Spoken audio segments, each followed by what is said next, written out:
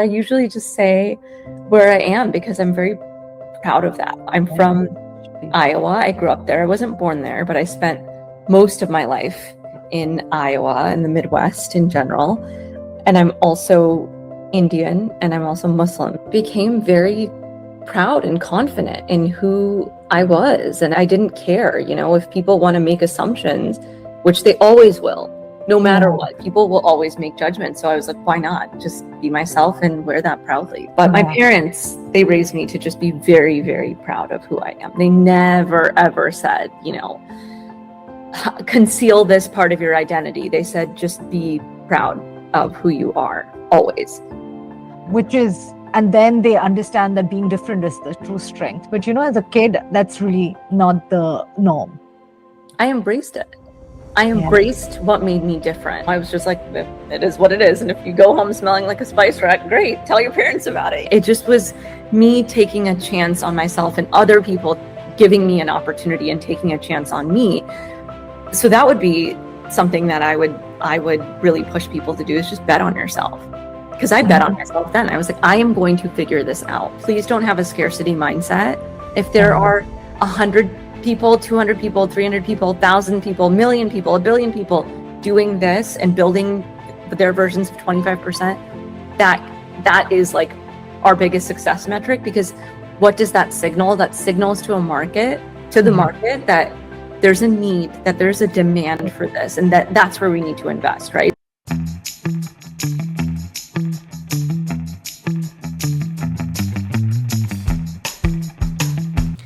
Welcome back to Be Anomalous, the podcast for the misfits, the trailblazers, the cultural disruptors, and anyone bold enough to carve their own path.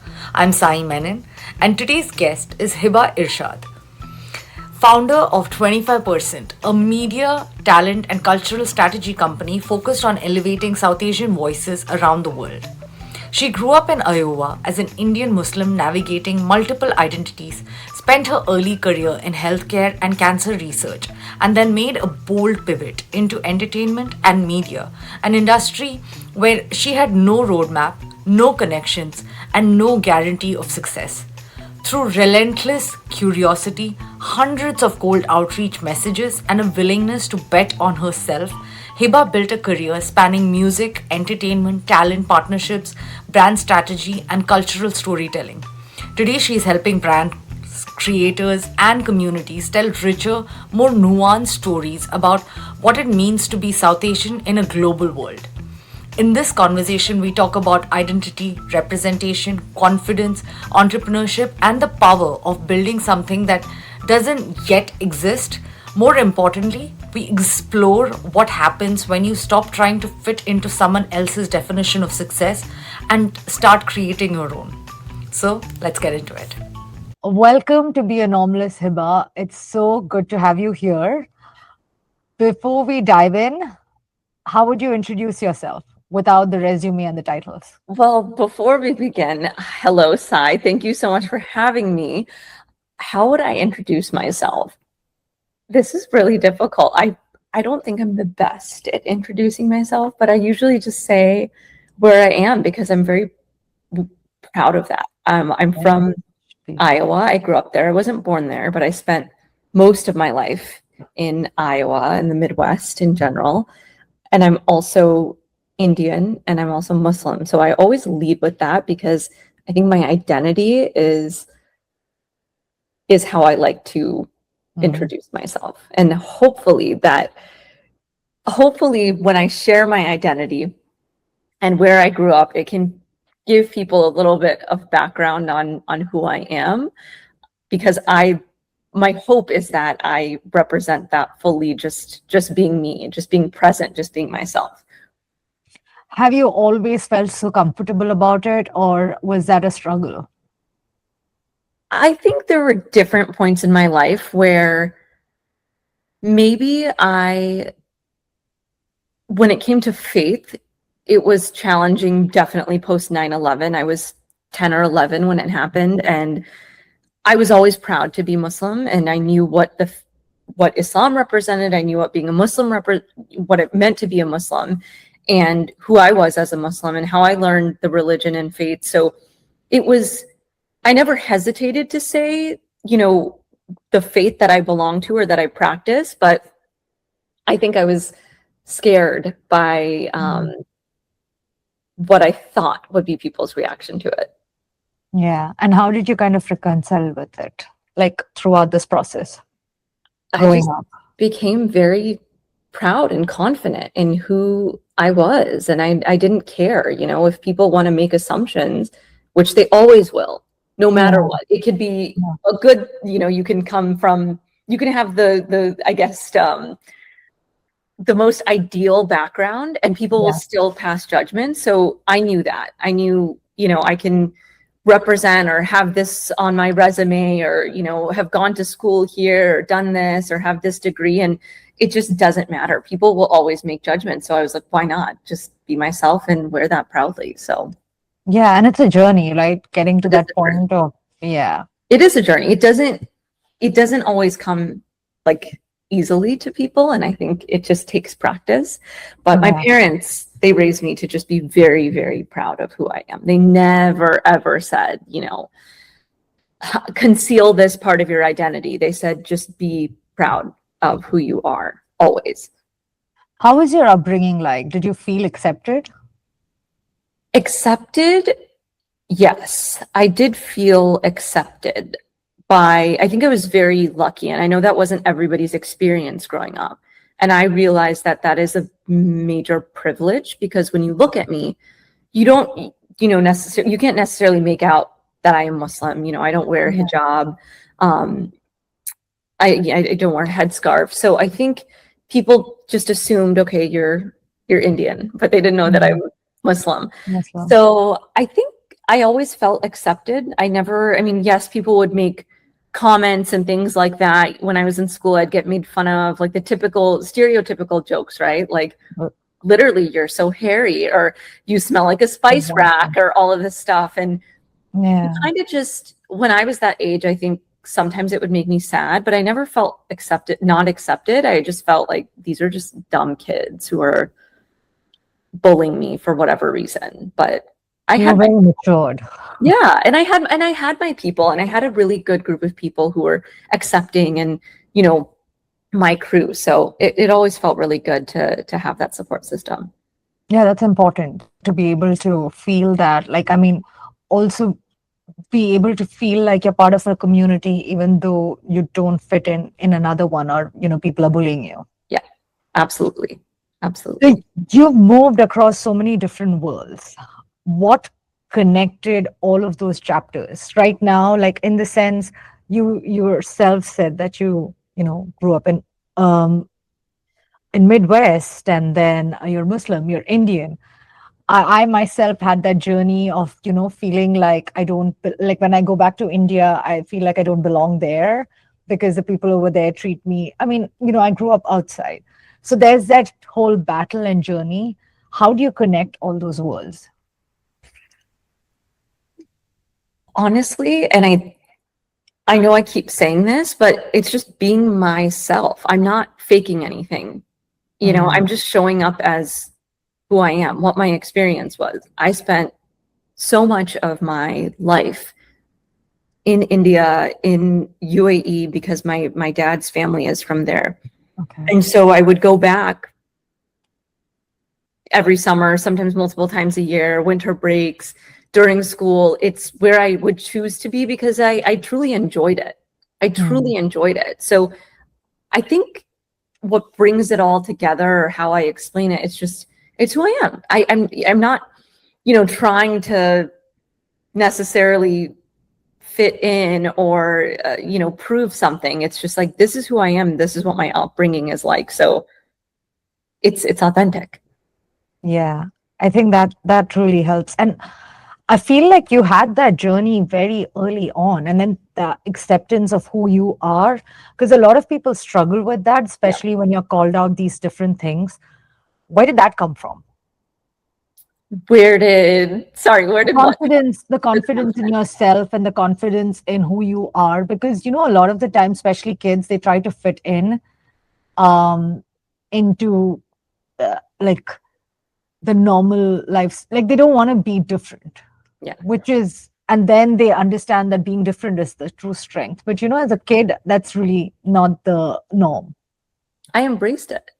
I Yeah. embraced what made me different. My friends would come over to my house and I would make them watch movies, Shah Rukh Khan movies. I made them watch Shah Rukh Khan movies, and they loved it. And it's so funny because now they're like, "Oh my God, you did some stuff with that guy, the one that the movies that we always used to watch growing up," and it's hilarious. But yeah, I would make them, watch Hindi films.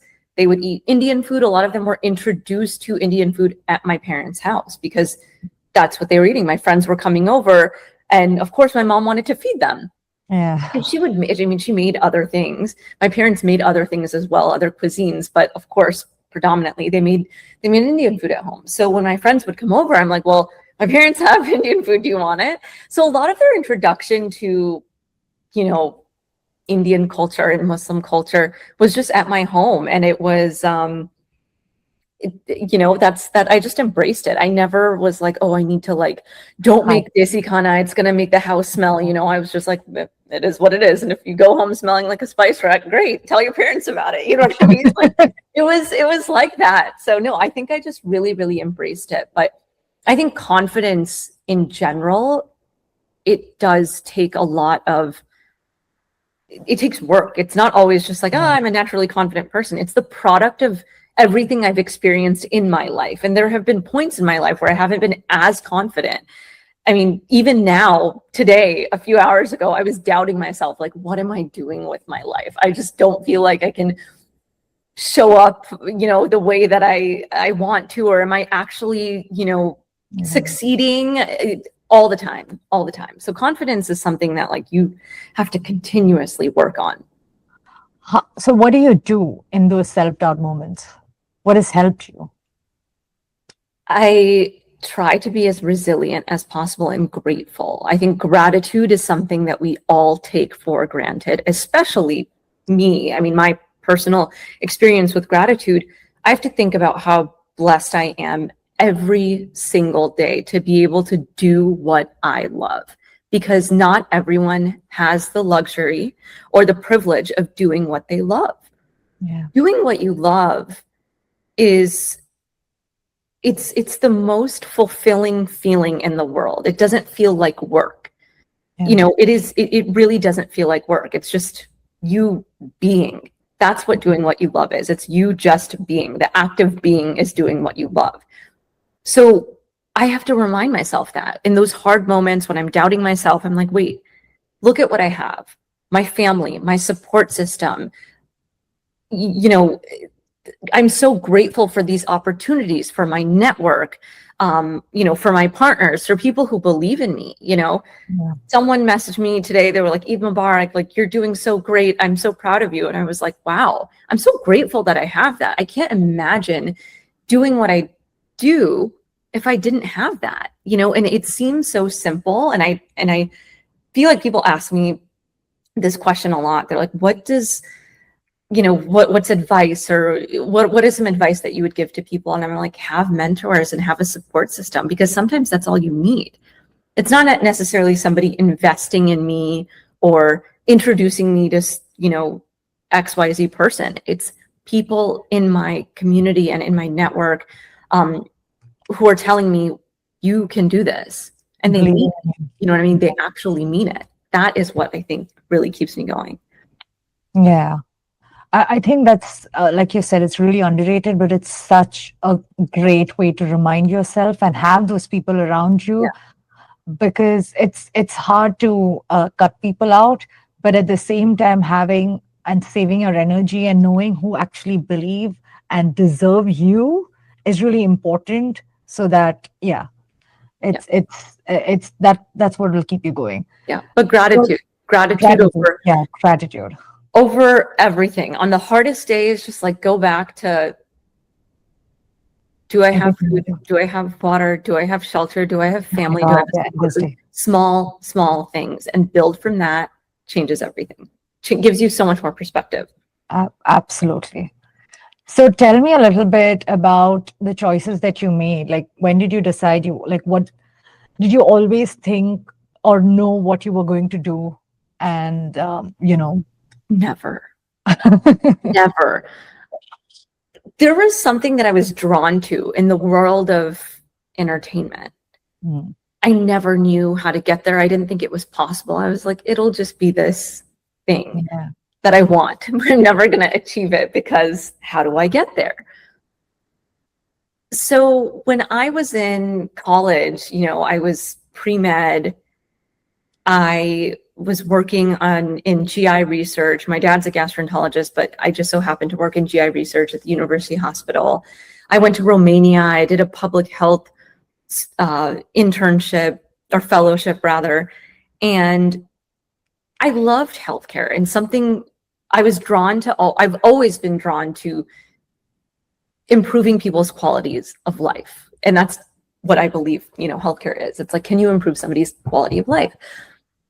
But there's something about that world of entertainment that I wanted to explore, and I didn't know how to get there. So when I was in college, I applied for, I'm not even exaggerating, maybe like 1,000 internships and jobs in LA, because I was like, if I want to be in entertainment, I got to get to Hollywood somehow. Yeah. And I don't even know how many people I've shared this story with, but I LinkedIn messaged like everyone, just random people and I didn't even know what their titles were, like casting person or producer. I'm like, what does it even mean to be a producer? But I had LinkedIn messaged somebody who was an art director for New Girl, which at the time was my favorite show. And this is like 1,000 emails and LinkedIn's and job applications later, they responded. Oh, wow. And they said, hey, how are you? Something like that. And I was like, great. Thanks so much for responding. I'll be in LA in a couple of weeks. A friend of mine who was a year ahead of me in college, she had already moved to LA and was living there. So I was going to visit her on like spring break. So he said, why don't you come by, the set? And me being, street smart, I was like, okay, I'll come by, but I'm going to bring my friend if that's okay. I didn't want to go alone. He's like, of course, bring your friend. So it was during the day, me and my friend drive down to Fox Studios, and we see reserve parking for this person and that person. We're like, oh my gosh, this is so cool.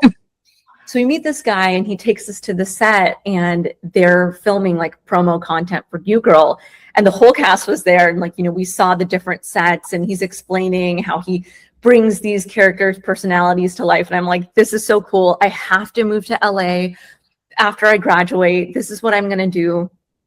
And then, reality hit, and again, applied for like 1,000 jobs, and these are all like super coveted. So they're looking at a girl whose, resume is like GI research, University of Iowa, College of Medicine, DEI, the DEI department, Romania, public health scholarship. Like, I don't fit that profile for entertainment. Like, I'm not even going to get an internship, like, what am I thinking? Full-time job? So I moved to Chicago. I work in Northwestern. I did cancer research, and I'm so glad that I had that experience because it taught me so much about life, about being organized, about time management, about data. I mean, so many things, right? Separating emotion from work. That experience, and seeing how, a healthcare system operates as a business as well, and working with these incredible doctors and seeing how they made decisions, I had a very regimented schedule.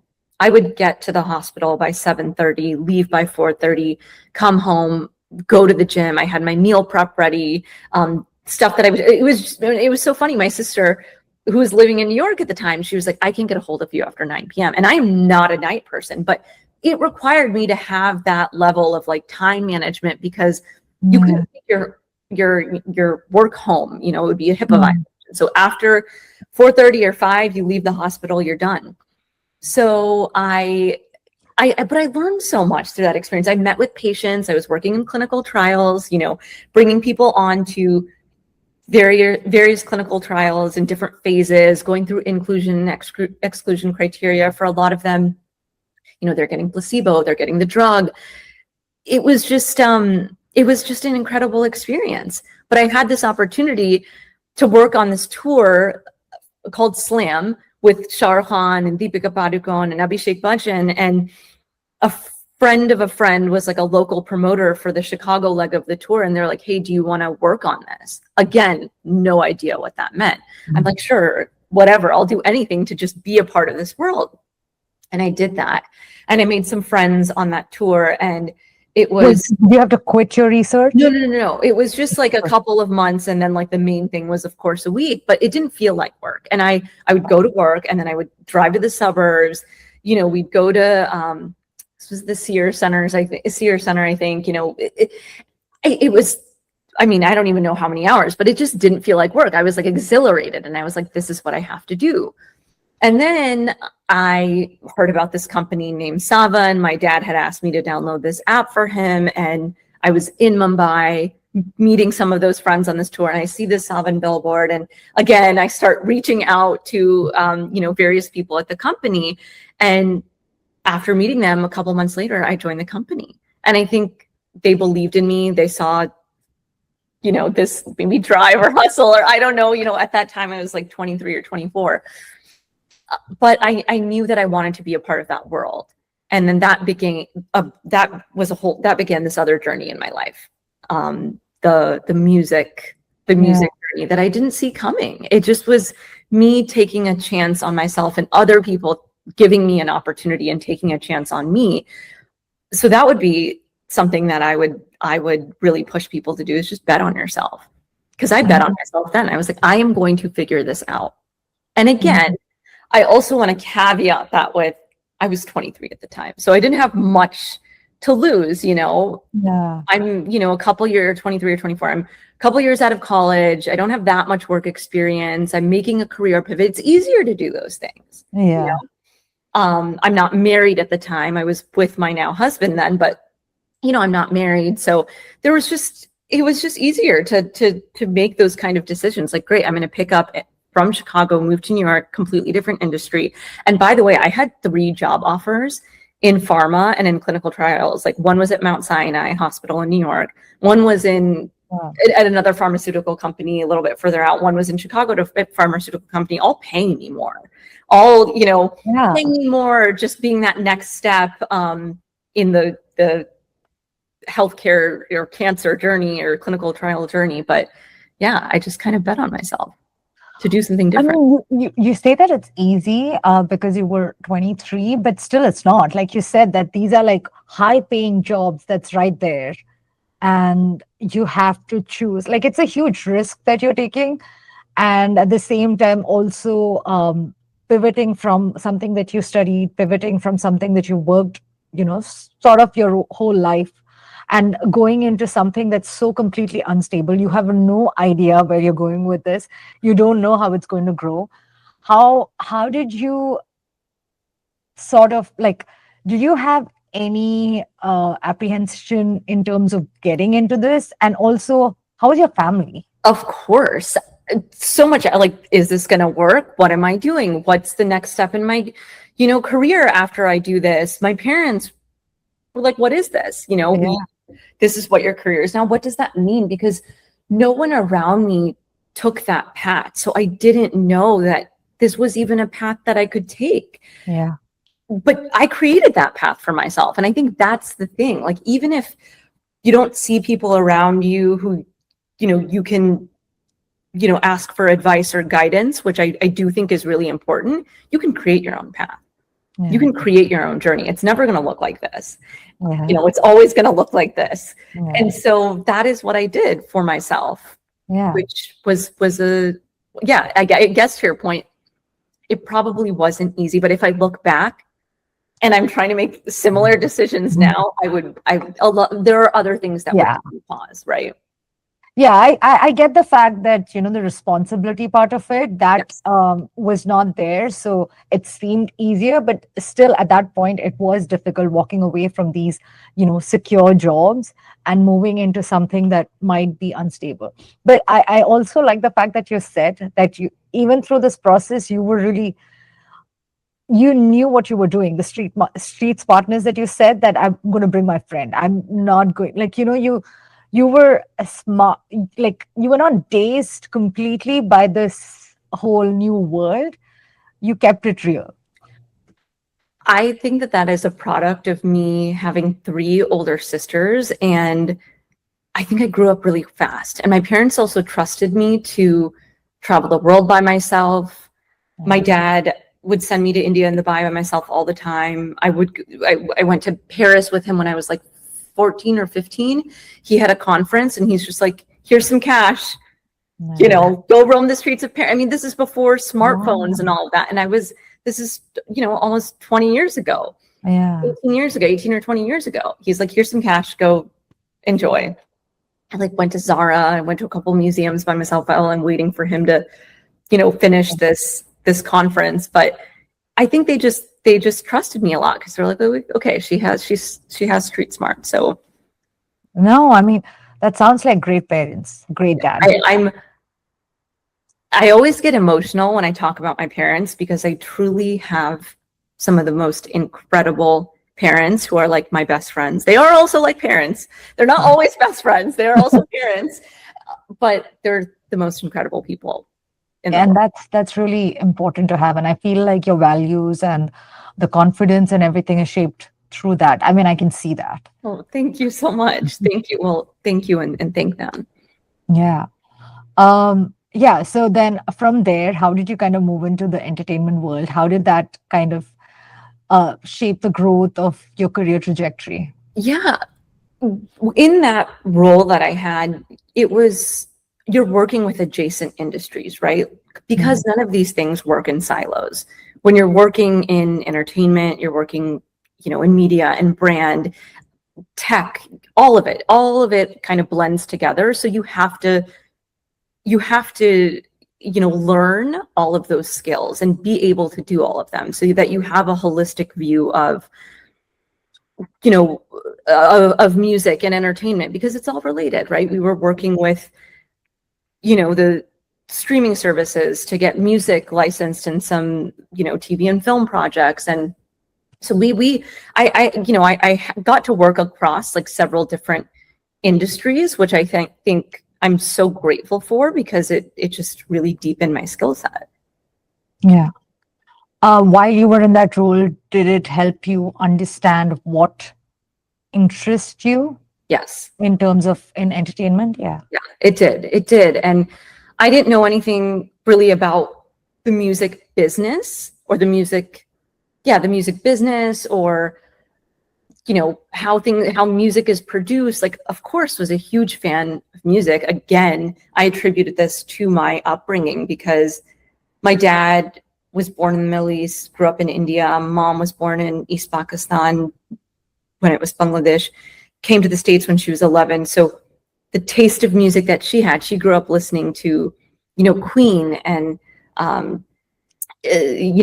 Michael Jackson and the Bee Gees. And then my sisters growing up, they were into like hip hop and rap. And, then we'd watch, anytime a Bollywood film would come out, we'd run to Chicago or the Desi grocery store and, get whatever pirated cassettes were available at that time, because that's the only way you could watch them. I'm sorry, this is the only way you could watch them. Like, when it was in theaters, we would go. No, I get that. It was and so that really shaped my upbringing and music and what I liked. And I also think like my environment, growing up in the Midwest too, like that was a very different taste of music, the people around me. And I'd go to the Mississippi Valley Fair and people get really excited about like country artists performing and things like that. So I had exposure to so many different genres and artists. And I think I didn't know how the music industry worked or how the music business worked or,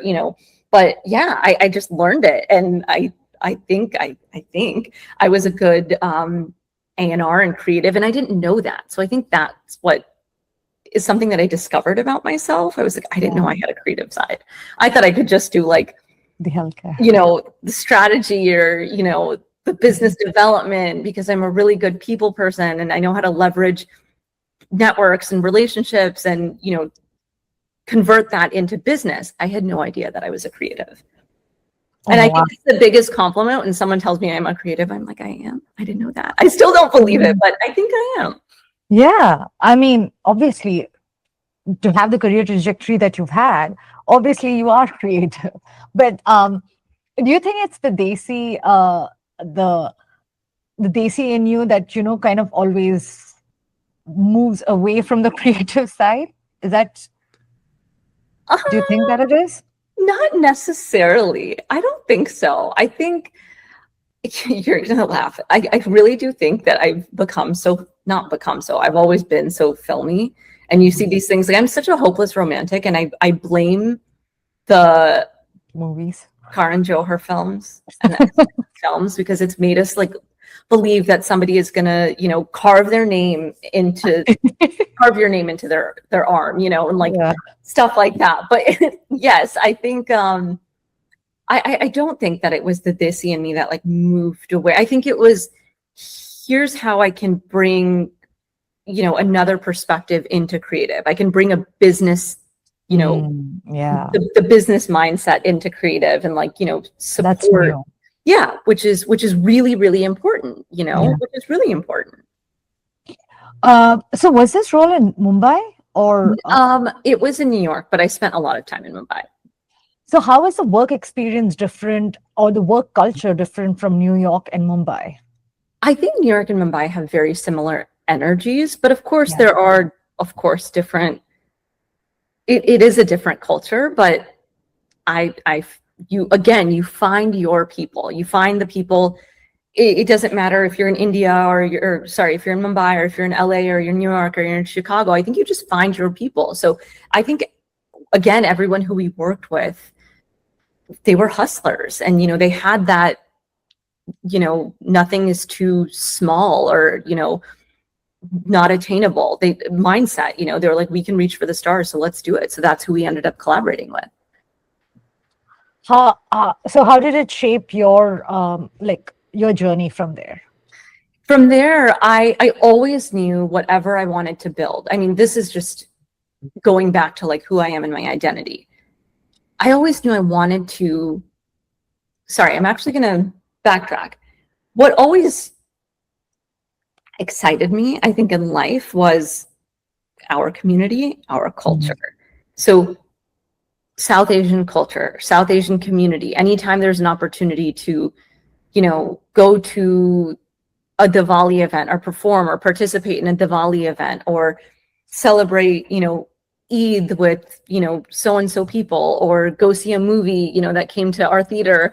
All of that stuff really, really excited me. And I knew I wanted to spend more time there. And I think I just naturally did things that would, guide me there. So when I was in college, when I was in undergrad, I was part of our Indian Student Alliance, and we had an a cappella competition and we had a dance competition, Gaate Raho, Nachte Raho, and I was the social chair. So for 2 years, I, kind of led those two competitions and got to work with the various a cappella teams at different universities across the US, the different dance teams across universities across the US. And it brought me so much joy.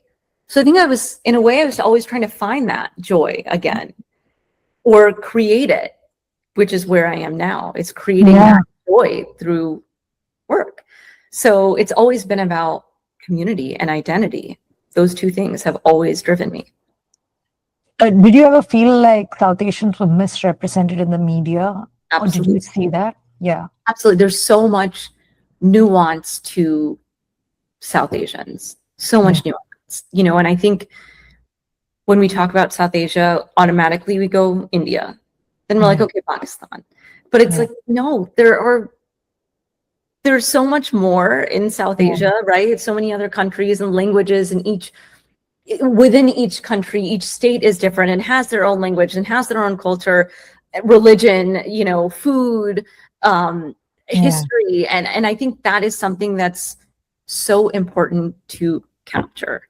You can't always do it perfectly, right? I think representation is this sort of buzzword, great. And we don't want representation just for the sake of representation. I think that's like very topical, but I always knew that I wanted to go deeper and tell stories and showcase talent and, create content for things that are really, really nuanced.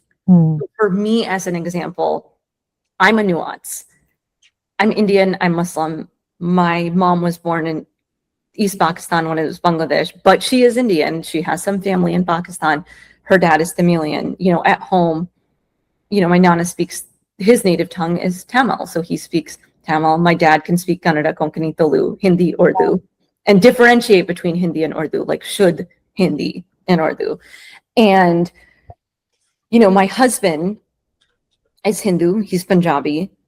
So I think I want to tell those stories of like the nuances, of what it means to be South Asian. Because there are so many things that bring us together, but then there are so many things that are like really, really different about it as well. So I think that's what I've always wanted to do, is just like capture the nuance. That is so beautiful.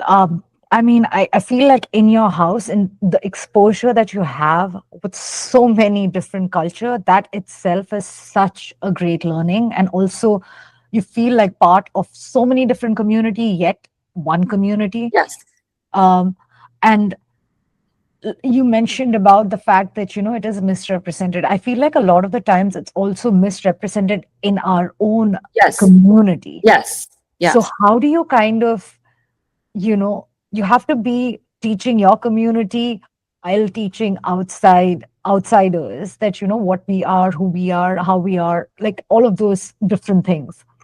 So it's like you have to start from your own sort of community and then go beyond that. How do you do that?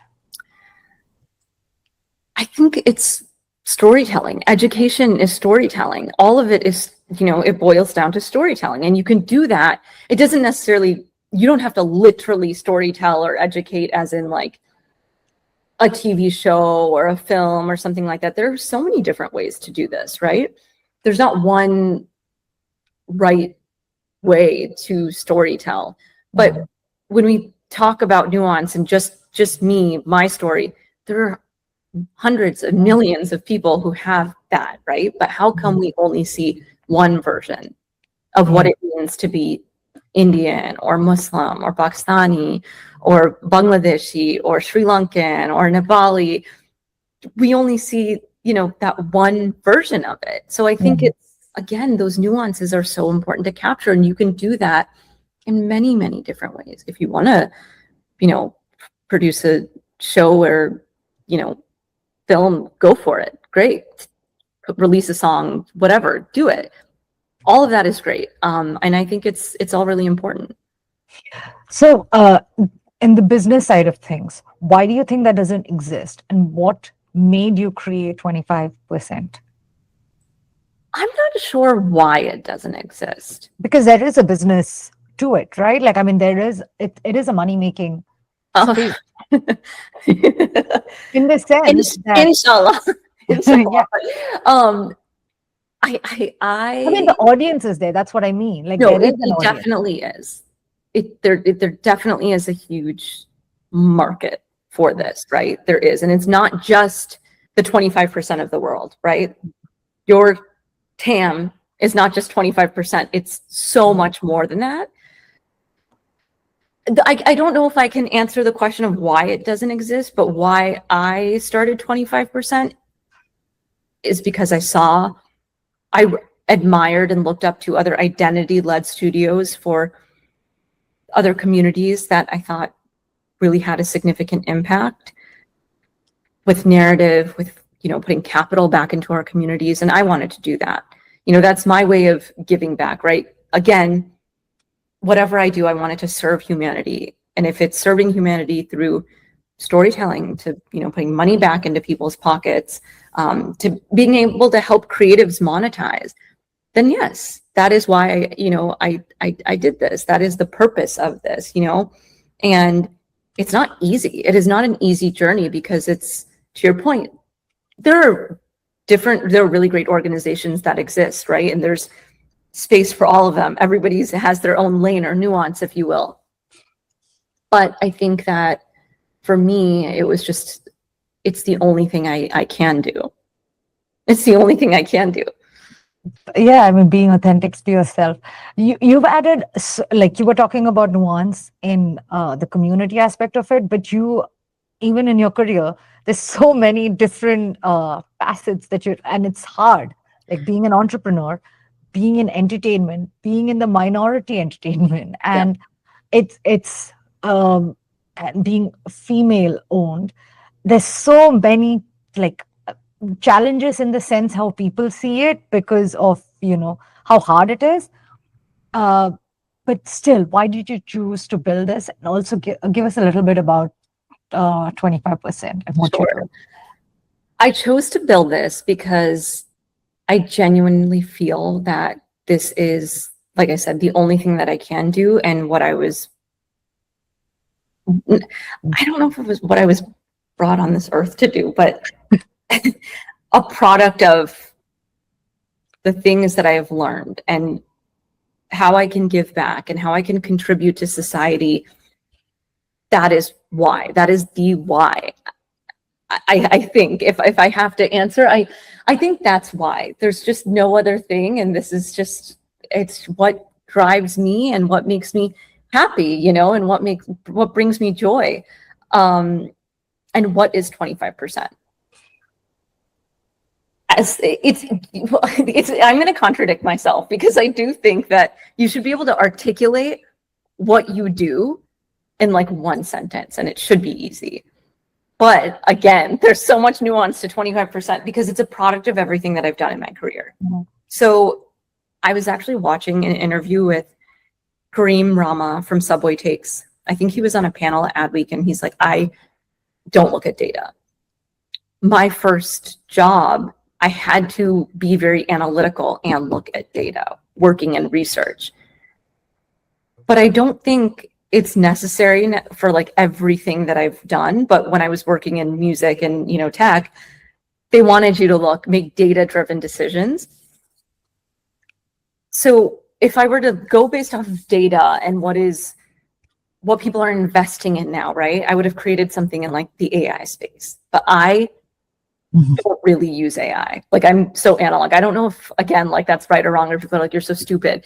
Actually, people do tell me, they're like, you're so stupid. All the things that you're doing, like, and not in like a, I get it. Yeah. You're wasting so much time, taking these notes by yourself, or building that, deck on your own, or, putting together that proposal, or blah, blah, blah. Like, just, use AI. And I'm like, okay, but I don't ever want to lose those skills. And I don't think I'll necessarily lose them by using AI, but it's just not something that I've like fully incorporated into my life. I use Claude for some things. I use ChatGPT for some things. So like I do use AI, but if I were to look at data and see, okay, where are people investing, the most time and energy right now and money, it would be AI. But 25% is like hybrid studio, agency, media company. I have so many aspirations for what I want it to be. But right now, I think the three pillars that I want to really focus on, and this could change and I could pivot, and I probably will, are working with brands, working with talent, and working with content. Connecting brands and talent, activating with brands and, in the experiential space. I really do love that. I really do love experiences. Amplifying content, or creating my own content. And again, these things don't work in silos. You have to look at them from a 360 approach for any of them to work. So that's what 25% is. So if you wanted to give it like a quick label, it would be an agency and studio for the 25% of the world, which is the South Asian community and the Muslim community. So how did you start? Like, I mean, you have an idea, but then to get started is a whole other thing. Also getting validation for your idea, making sure that it's actually the right, it makes sense, especially with your business background and especially with the background that you have. You can be calculating all of these things that can go wrong, and also have to, sort of believe in yourself to keep going. So, well, one of my mentors told me, like, you just have to start.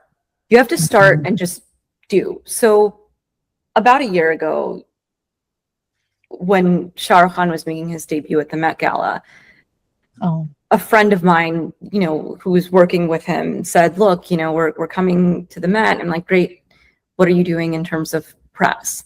And I'm not I'm not a PR company, but part of this world, like, is PR is really important and critical to this line of work.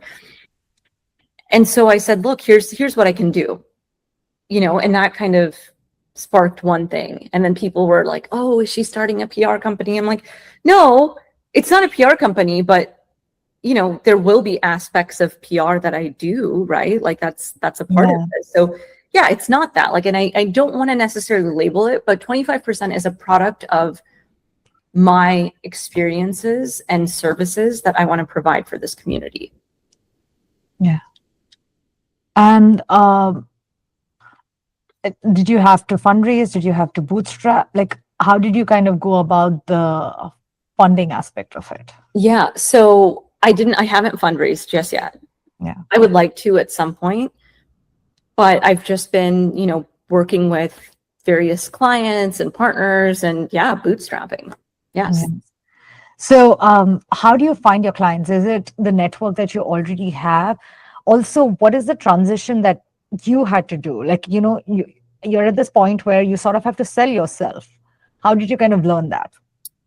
I really love that you brought up network, because there's a few things that I think I'm blessed with a very great network that I've built, right? It didn't just come handed to me. You've built a network. And how I've built this network is through nurturing relationships. And if there's anything that you can do for anything that you want to do in your career, it is nurture relationships, because that is central to any business that you're in, is nurturing relationships. So I think that what has helped me in this journey with 25%, not even helped, I'll remove that.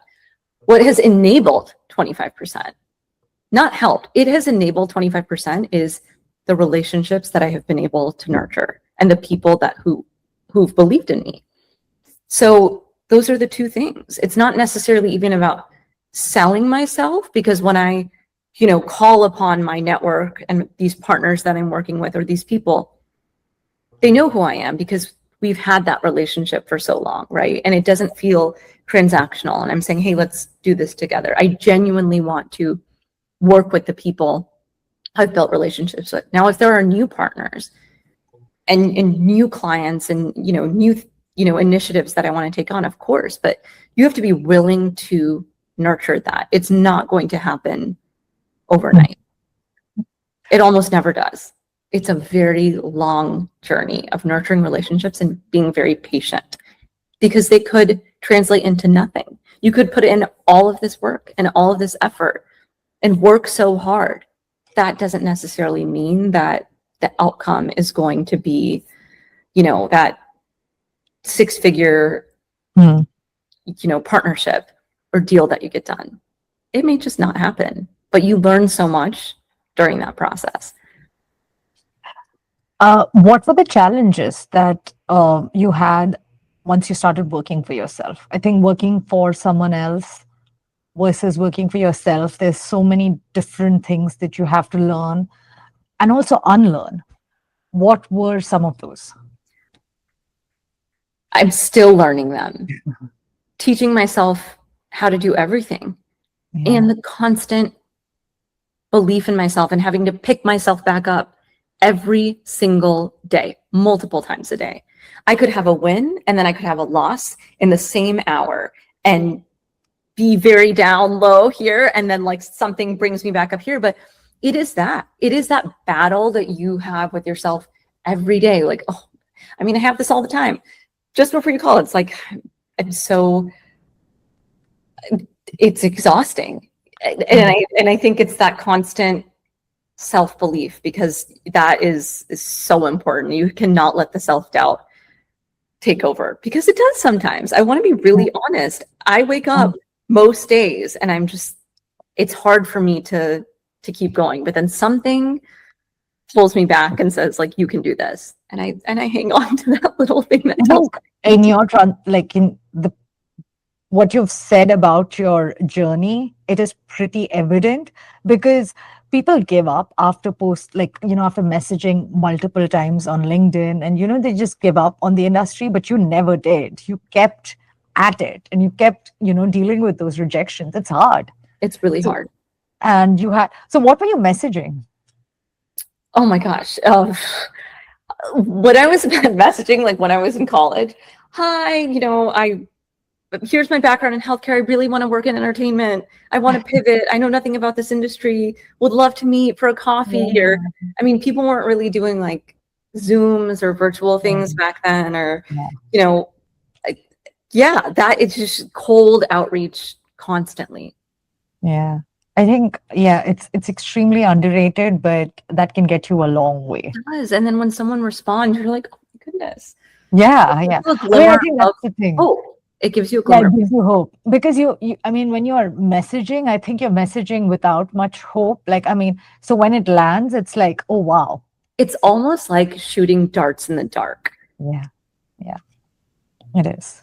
It is exactly like that. Yeah. It is. It is.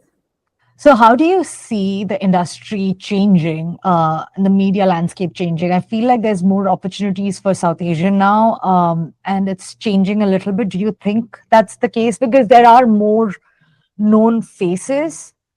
Do you think that helps? Is it in any way moving in the positive direction? I don't know if I'm fully qualified to answer that. I'll be honest with you, because I think you still have to create these opportunities. If I'm being honest, you still have, like, I talk to talent who are signed to the top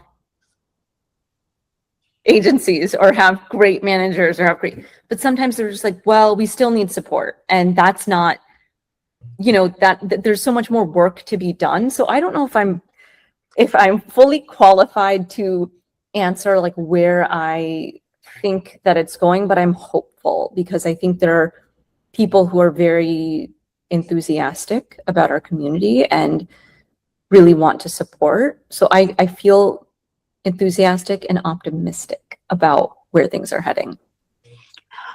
What advice would you have for someone who wants to be in the creative space and also someone who wants to start or like pivot into entertainment?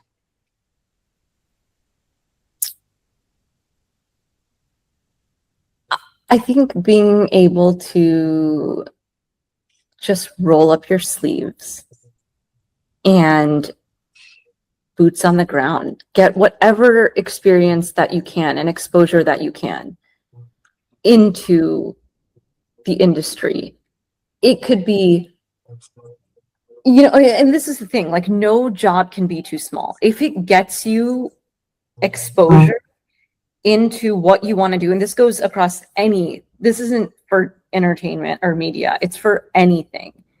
If you want to be a chef, I would say go try to get a job at a restaurant, even if it's a dish. So many chefs, Michelin starred chefs, James Beard awarded chefs, started their journeys as dishwashers. No job can be too small for you. You have to be willing to do whatever it takes.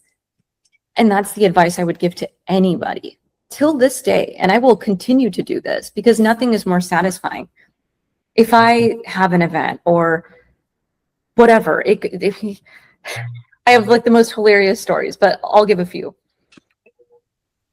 Like, I was in the morning of the Eid event I had done. I started my day in a U-Haul. Literally, like, there's an incredible person, Saad, who has an experiential production company.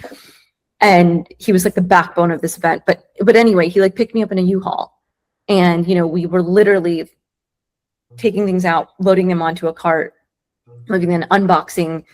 Like, I have the most hilarious stories, but like that's what makes it fun and exciting. And that's what builds like grit and resilience. Like you can't have all of this like shiny things without all of that. So I think that people just don't see that. They don't. They see the end product.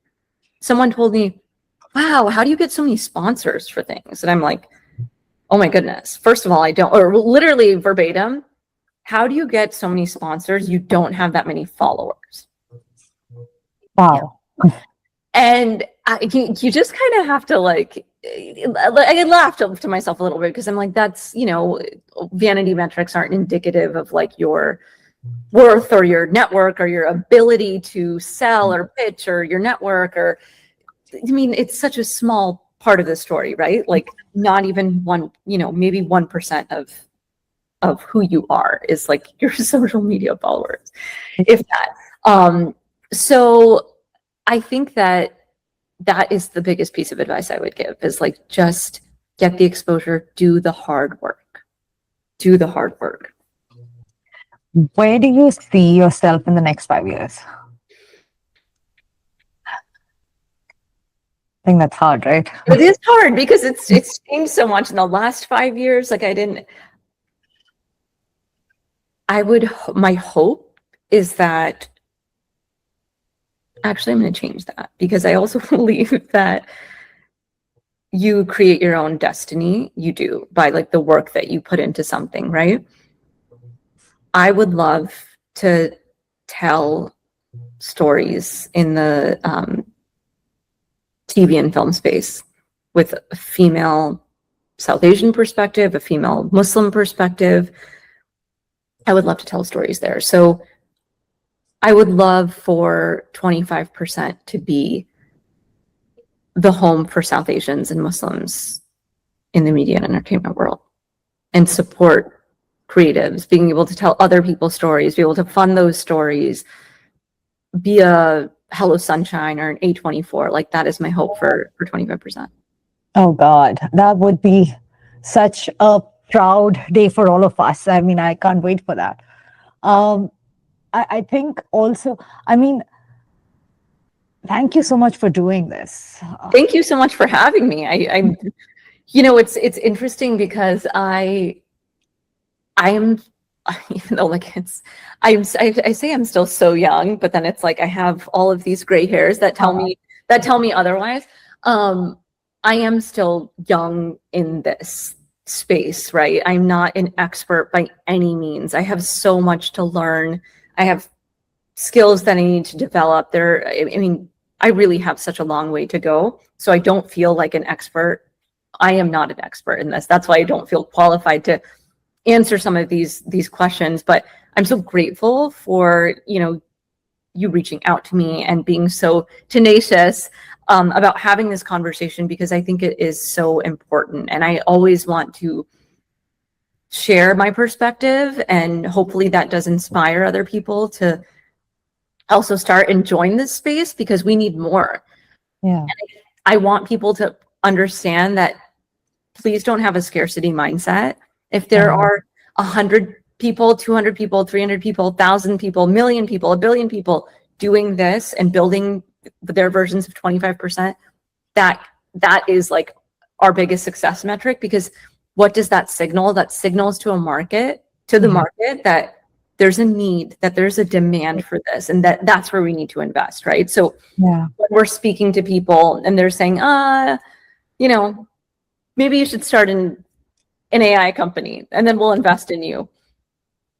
When there are more of us doing this, it just means that we're doing the right thing and we're on the right path. I mean, there's so many AI companies. This is different. Yeah. But we need more. So We need more people join this space. I really, really do. So we always end with your favorite book and a favorite quote that you live by. Oh my gosh. Okay, so I'll be very honest. I am not the most avid reader, not because I don't want to. It's every year it is a goal of mine. So I don't know. I did read No Rules, the Netflix book, which I really loved, and there was a lot of great learnings in that. So I did love that. And then fiction-wise, like there have been several books, I guess, like when I was younger, that I was forced to read for like a class or something that I enjoyed. A quote, again, there are so many, so that's a difficult one, but I love this movie Ratatouille. I love animated films. I love Oh. animated films. Like, love them. So Ratatouille, I love. And he says, or the rat says, I forgot his name. That's terrible because it's one of my favorite movies. But if you focus on what you left behind, you'll never see. Wait, if you focus on what you've left behind, you'll never see what lies ahead. Is that it? A variation of that. And why I like that quote so much is because I would change it, and I use the base of that quote and kind of interpret it in a different way. Is I don't want to focus on what I've left behind, but I want to learn from the journey and all of that. That is important, because you can't just wake up and be like, yesterday didn't happen, or that trauma that you experienced didn't happen. Yes, you need to move forward. Of course you do, but like, that is what builds resilience. So that's why I like that quote so much, because I think it's an oversimplification. And so I like it, like the base of it, but then I'm like, let me, tweak this a little bit, because you really can't build resilience without everything that you've experienced, which is a product of your past. Yeah. And I think learning from that versus brooding over your past is so important. And I think changing that helps you for a hopeful future. Yeah. Thank you so much, Hiba. This was such a great conversation. Thank you so much, Sai. Anytime. Hiba's story is a reminder that some of the most impactful careers aren't planned, they're discovered. From a childhood spent embracing her Indian Muslim identity in the Midwest, to cancer research, to entertainment industry, and now building 25%, every chapter of her journey was connected by one thing: a commitment to authenticity. What stood out to me wasn't just her success, it was her willingness to keep moving forward without certainty, to send the extra message, to take the unconventional opportunity, to create a seat at the table when one didn't exist. She's proving that representation isn't just about visibility, it's about ownership. It's about building platforms, telling nuanced stories, and creating opportunities for the next generation to see themselves reflected in the world around them. For anyone listening who's considering a pivot, building something from scratch, or trying to reconcile different parts of their identity, Hiba's journey is proof that your uniqueness is your strength. The world doesn't need another copy. It needs the version of you that only you can become. Please like, share, and subscribe to our channel, and stay tuned for more inspiring stories like Hiba's. This is Sai Menon. Until next time, be bold, be real, and be anomalous.